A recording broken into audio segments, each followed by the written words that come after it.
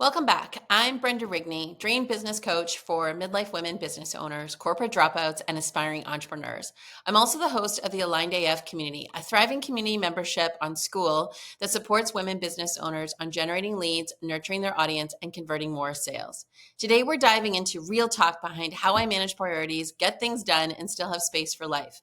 I'm constantly asked, how do you stay so productive without burning out?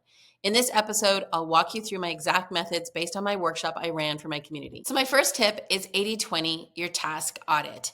This is based off of Pareto's principle, where 80% of your results come from 20% of your actions. And I always like to apply this in business with my clients, as that 80% of your revenue comes from 20% of your effort. So I did this audit recently and realized creating high quality workshops, optimizing my nurture sequences, and community collaborations were biggest ROI tasks for me. Everything else, just noise. So what I want you to do is I want you to write down your top most effective tasks, what's moving the needle for you. And everything else after that goes in your do not do pile. My second tip, know your ideal client. Clarify your ideal client avatar is always one of my top priorities. If you're trying to speak to everyone, you're not connecting with no one. Once I nailed my ICA, midlife women leaving corporate, craving freedom, it changed everything. My content got sharper, my offers sold easier, and I stopped over explaining. Marketing became focused and freeing. So my prompt for you is, who do you not want to work with anymore? That's a clue to who you're meant to serve. Okay, my third tip for managing priorities, offer less and impact more. I love creating an offer audit table, and I do it on my trusty graph paper. I used to juggle too many offers, so I audited revenue generated versus time energy output, units sold, and some high effort, low revenue offers had to go. Others were scaled. Now my business runs on a lean suite of aligned high impact offers. So which one of your offers gives you the best return financially and energetically? And so walking through this chart here, I've got my offers listed off, kind of like 1 through 3, my price per unit, my percent of gross annual revenue, the number of units that I sold last year, or you can even do this over last quarter, and then the time energy output, 1 through 10. 1 being it sucked the life out of me, 10 being no brainer, and I want to continue to do this. Literally rank and analyze each of your offers based off of this audit and see what comes to mind. Top producing offer feels like a bit of a grind right now. What if you were able to add some more people to it, or different types of technology, or refine some of your processes for your clients? What would that do as far as your overall output and enjoyability delivering on that offer? Or maybe there's an offer in here that isn't giving you a lot of return as far as revenue or profitability, but it's really easy to do. How could you scale that up more? Maybe you need to generate some ads to just get more high quality leads looking at that offer. There's lots of ways to look at this audit, but again, it helps you manage your priorities and takes things off your to-do list that are sucking the life out of you. Okay, number 4, time blocking by category. So what I do here is I break down my specific time blocks that I have during the week. And this is really important. So I don't necessarily give myself Monday through Friday, 8 to 5 to get all my job activities done. That's what I used to do when I left my corporate job and I was burning myself out. So I restrict myself to 20 to 25 hours a week of working. I take Mondays off. I completely block off Mondays and I completely block off Fridays. Between Tuesday to Thursday, what can I get done in 20 to 25 hours?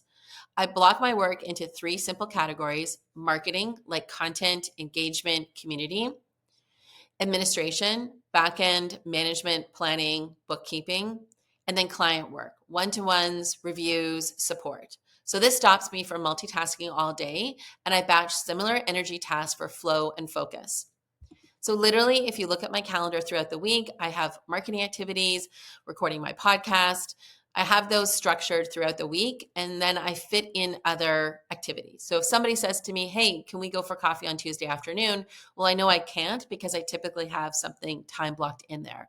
Now, when I have it time blocked, it doesn't necessarily mean that I'm also so rigid that I don't have flexibility to move things around, but at least it's in my schedule every week that I need to do those tasks. And if somebody invites me to do something different, well, then I'm consciously, intentionally making a choice between not doing that weekly activity, bumping it someplace else, or going out for that person, or rescheduling to an alternative time. So instead of juggling random to-dos, bucket them by energy type. I find that also really effective so that I'm not doing really high intensity tasks on a Friday afternoon. My fifth tip for managing priorities is having a daily time rhythm. So daily time blocking. So I do that for the week, but I also do it for the day. My daily flow is usually morning times. I work on admin, then client work. Midday, I take a break, walk, lunch. And then in the afternoon, it's usually client sessions, work then on marketing. This structure keeps my brain fresh and prevents burnout. And when I'm traveling, like now in Europe, it helps me adapt with flexibility. So, a prompt for you is what's one small change you could make to your daily rhythm for more ease? And now, my sixth tip, build a content flywheel. This is a gem and definitely not a secret, but it's definitely a gem in my business. So I don't create content from scratch every day. I start with one anchor piece, example, my YouTube episodes or signature talk, and spit it into Instagram carousels, emails, podcast show notes, and threads that I want to put on Instagram, member content. And this keeps me visible without being constantly online. I do a lot of scheduling and programming out of my content, so I don't even need to be on Instagram from a daily standpoint. So, what's one training that can fuel a month of content for you? And what's one high value piece of content you could repurpose this week? So let's wrap up this whole session all in one.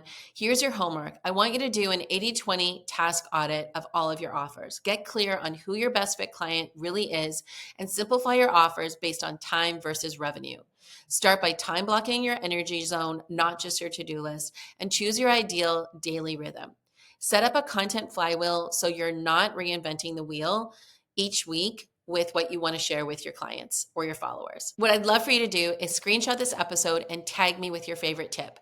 DM me one of your priorities you're letting go of this week. And if you want help building these systems inside your business, come check out the Aligned AF community. We're always talking about how we can be creating more efficiency in our business as solopreneurs and enjoying spending time with the people that matter most in our life. Thanks everyone for tuning in. We'll see you soon.